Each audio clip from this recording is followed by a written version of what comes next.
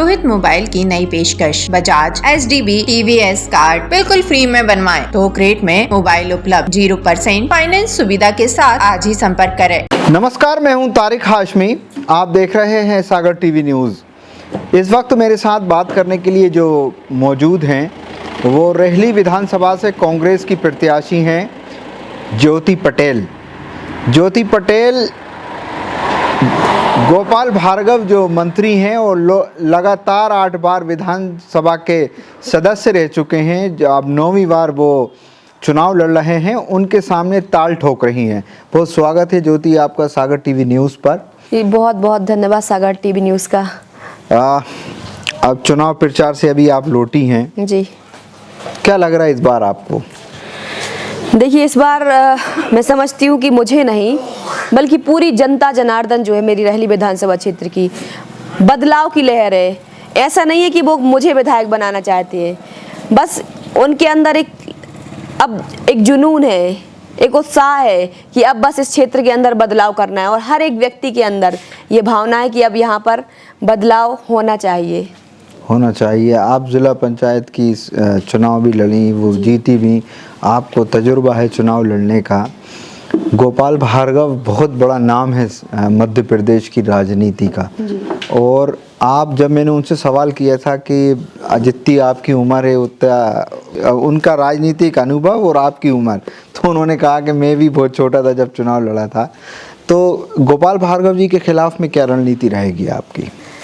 देखिए, बिल्कुल सही बात है। मैं ये भी नहीं कह रही हूँ बहुत आसान तरीके, ये आसान होगा चुनाव। आसान तो चुनाव नहीं है, इसलिए भी नहीं है कि अभी जैसे हम लोग कैंपेनिंग कर रहे हैं चुनाव के दौरान, तो जब हम लोग जाते हैं गांव-गांव में जाते हैं प्रचार के दौरान, और हम लोग का जैसे ही फेसबुक पर लाइव चलता है, जितने लोग हमारे साथ होते हैं उन लोगों के पास फ़ोन आ जाते हैं कि आप लोग क्यों प्रचार करवा रहे हैं। लोगों के अंदर इस तरीके से डर और दहशत का माहौल पैदा किया जाता है।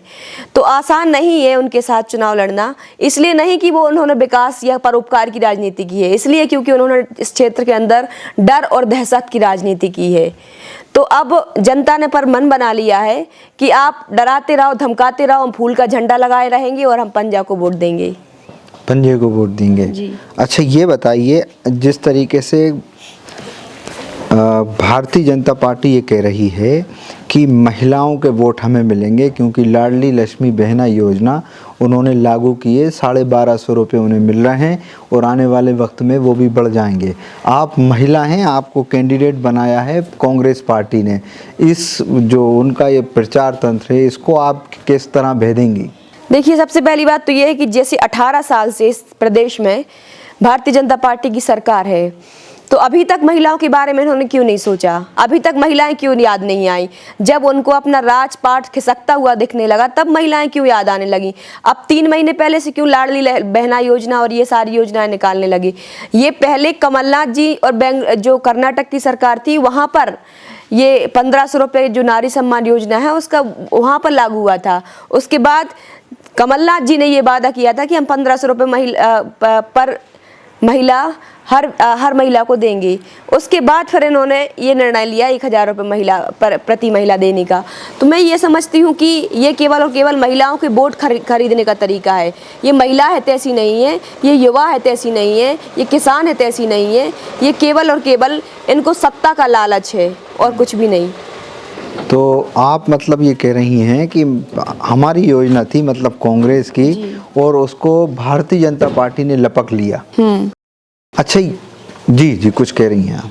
नहीं, वही मैं कह रही हूँ कि माननीय कमलनाथ जी जो हैं वो वाकई में महिलाओं के प्रति, आप देख रहे हैं कि सागर जिले में 4 महिलाओं को यानी 50% आरक्षण दिया है यहाँ पर। इसके साथ ही जो नारी सम्मान योजना है उसमें 1500 रुपये प्रति महिला को देंगे। इसके साथ ही 50,000 से बढ़ा करके 1 लाख रुपए उन्होंने मुख्यमंत्री कन्यादान योजना में भी बढ़ा के पहले 25,000 से 50,000 किया, उसके बाद 50,000 से 1 लाख रुपए। मतलब हर पिता अपनी बेटी का विवाह बहुत इज्जत मान सम्मान के साथ अपने गांव से विदा कर पाएगा। तो इस तरीके की योजनाएं माननीय कमलनाथ जी की हैं और वाकई में वो महिला है तैसी योजनाएं हैं। कांग्रेस पार्टी को एक किया आपने रेहली विधानसभा में? जिस दिन टिकट मिला था हाँ। उसके अगले ही दिन पूरी कांग्रेस पार्टी एक हो गई थी और सभी पूरे कांग्रेस के नेताओं का सभी लोग टिकट मांग रहे थे। 8 लोग टिकट मांग रहे थे। 8 लोगों ने उसी दिन ये प्रण कर लिया था कि हमें केवल और केवल, ये नहीं कि मुझे विधायक बनाना है, केवल और केवल गोपाल भार्गव को इस क्षेत्र से हटाना है। इसलिए हटाना है कि वह आज जो पूरे विधानसभा क्षेत्र के अंदर गुलामी, मानसिक गुलामी जो उन्होंने बना करके रखी है, उसको आज़ाद कराना है। उसको आज़ाद कराना है। अच्छा ये बताइए कि जिस तरह से चुनाव प्रचार चल रहा है, आप महिला हैं, आपको कांग्रेस पार्टी ने टिकट दे के गोपाल भार्गव जी के खिलाफ में चुनाव लड़ने के लिए उतारा। कौन कौन से लोगों को चाहती हैं आपके यहाँ पे प्रचार करने आए कांग्रेस की तरफ से बड़े नेता?